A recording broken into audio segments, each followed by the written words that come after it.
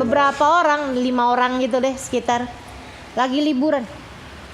Dengar ceritanya ada seorang syekh terkemuka, lagi musim liburan pesantren nih ceritanya.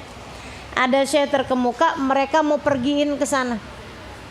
Pergi nih 5 santri, melewatin perjalanan, hutan, lewatin ngarai, lewatin gurun pasir, sampai nyampe juga di tempatnya si syekh ini.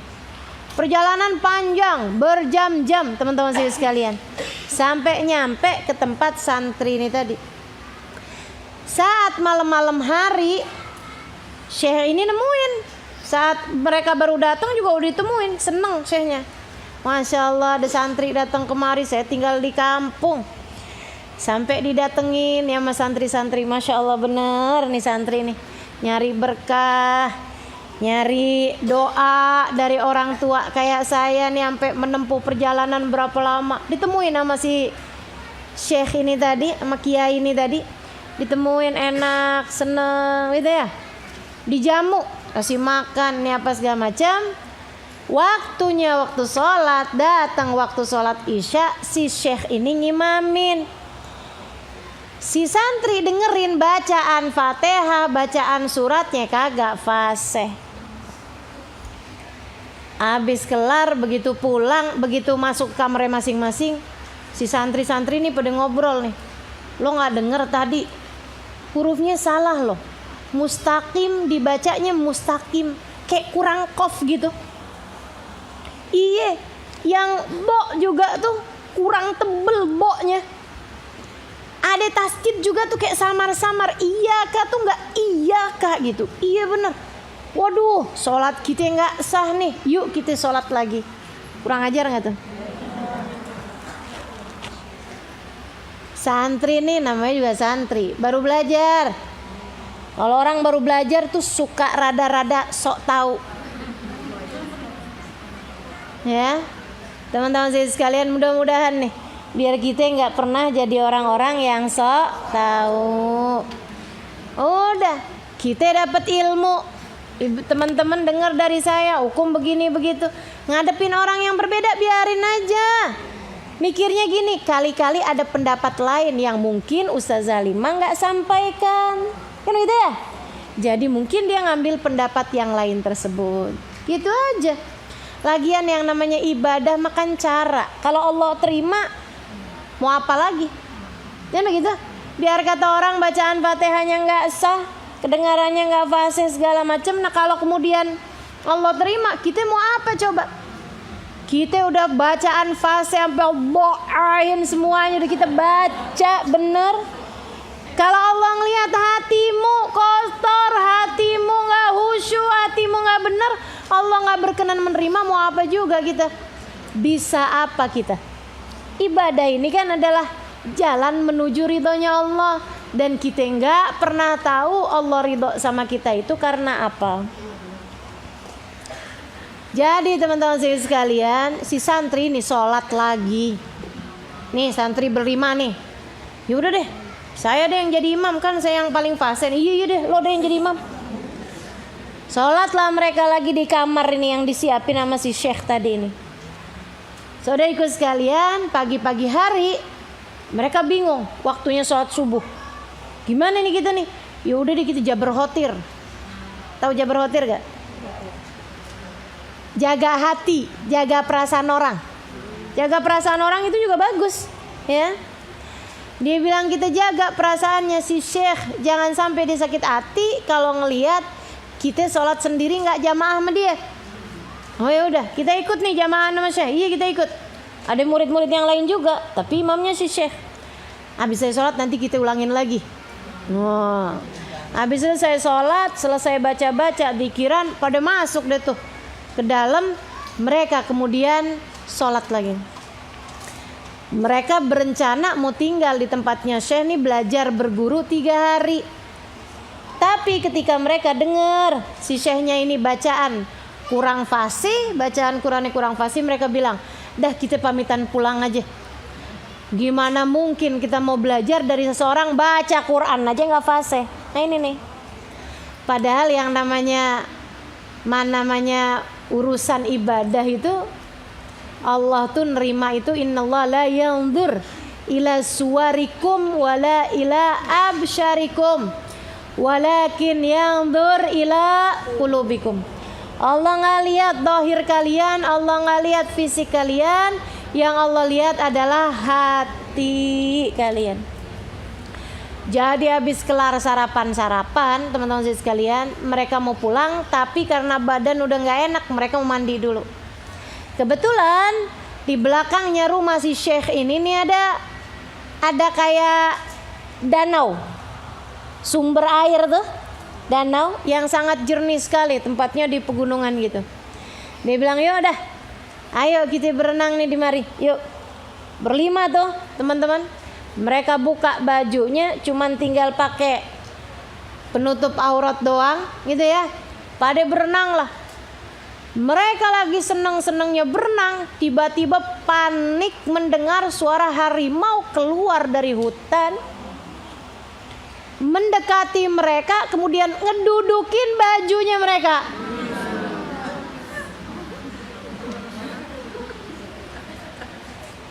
Jadi ceritanya biar bajunya nggak ada yang basah, gitu kan ya. Mereka itu sampai ke pakaian dalam, begitu nyemplung dikeluarin, dilempar. Sekarang didudukin sama macan. Mau keluar kagak pakai baju. Mau tetap ada di situ kedinginan, nggak tahu sampai kapan tuh si macannya dudukin di atas baju mereka. Panik, tegang, gugup, sampai ada yang nangis, sampai ada yang pipis. Mereka tuh ibu-ibu sekalian, berasa nggak kita tuh kalau lagi panik sampai kadang-kadang mau nafas aja sesek. Rasanya tuh kayak jangan sampai hembusan nafas kita kedengeran nih sama dia. Gitu ya. Ketakutan mereka, sampai panik, melotot semuanya mengarah kepada si macan, takut juga kalau kemudian macannya bangun dari situ nyerang mereka. Waduh, kelar nih. Kelar tinggal nama. 5 orang santri ditemukan mati, diterkam sama harimau. Sehingga sekalian, di saat mereka lagi ketakutan, gak ada yang berani ngomong, gak ada yang berani bergerak dari danau dingin ini. Tiba-tiba subhanallah si syekhnya keluar. Begitu syekhnya keluar, dia ngeliatin pemandangan, lucu bener nih. Ada 5 santri sok tahu yang kalau habis sholat barengan sama dia dikodo lagi tegang ngeliatin macan di depan mereka yang sedang menduduki baju mereka. Masya Allah. Tapi dah emang kiainya orang hatinya bersih, ngelihat segala macam isinya rahmat kasih sayang sama siapapun. Dia panggil tuh, ya Abah Firoz, Pak Macan, diri Pak, la tu'di ala adiyafina, jangan gangguin tuh tamu-tamu saya, jangan gangguin tamu-tamu saya. Subhanallah, si macan begitu dengar ucapannya si syekh. Macan liar teman-teman sih sekalian, macan dari dalam hutan, bukan macan peliharaannya syekh, bukan. Si macan begitu dengar suara itu langsung berdiri. Kenapa kok macan bisa tergerak mendengar suara syekh tersebut? Karena suaranya bersumber dari hati yang bersambung kepada pemilik macan. Yang punya macan siapa? Yang punya macan Allah. Ini ngomongnya dari hati, hatinya nyambung sama Allah. Jadi kayak orang telepon, handphonenya tuh ada pulsanya, ada sinyalnya, nomor yang dipencet, nomor yang benar, nyambung. Nah kita kenapa selama ini kalau doa, kalau ngomong nggak nyambung? Karena omongan kita berasal dari hawa nafsu, tidak keluar dari hati. Kalaupun keluar dari hati, hatinya kurang sambungan, kurang sinyal, sinyalnya mati hidup, kagak nyambung. Teman-teman saya sekalian, jadi begitu dengar ucapannya syekh, diri dia langsung ngeliatin ke Syekh sambil Habis itu dia jalan, meninggalkan santri-santri tersebut, balik lagi ke hutan. Begitu dia balik lagi ke hutan, ya Allah, tuh santri udah deh. Akhirnya Syekhnya masuk lagi, mereka buru-buru ngambil tuh baju, mereka pakai tuh baju, langsung mereka rapat lagi. Masya Allah, lo nggak lihat? Ternyata orang yang kita selama ini menyangka dia bukan orang berilmu, bahkan baca Fatihah aja kayaknya kurang fasih, ternyata dia punya hati yang sambungan sama Allahnya begitu jelas. Sinyalnya nggak naik turun, penuh terus, 4G apa 5G nih sekarang. Ya, sinyalnya penuh terus teman-teman sekalian. Jadi mereka pun kemudian Masya Allah, kita nyesel ya, dak kita berguru dah. Kalau perlu dari waktu 3 hari kita tambahin jadi seminggu. Masya Allah. Jadi teman-teman sekalian, al-madar kullul madar fi salahil gulub. Masalah, segala masalah adanya pada bagusnya hati, adanya pada benernya hati. Kalau hati benar, masalah semuanya beres. Tapi begitu hatimu rusak, rusak dah semuanya. Ya, sentralnya nih semua masalah adanya mah hati. Begitu hati kamu bagus, bagus semuanya. Begitu hati kamu rusak, rusak semua. Benar katanya Nabi Muhammad alaihissalam, ala inna fil jasadi mudghah idza saluhat saluhatil jasad kullah wa idza fasadat fasadatil jasad kullah ala wahyal qalbu. Dalam diri manusia terdapat segumpal darah. Kalau hatimu benar, benar semuanya.